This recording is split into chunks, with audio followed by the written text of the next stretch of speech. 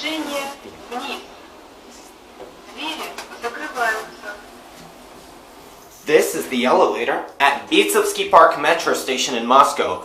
This is an Otis GEN2 elevator from 2013. Capacity 630 kilograms. 8 persons installed 2013. Первый этаж. Here at -1. Двери открываются. Let's go back up to 1. Движение вверх. Двери закрываются. Cab view.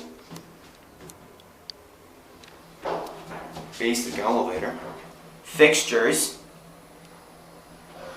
I'm not gonna watch the doors close because there is a ticket hole nearby, so that's it.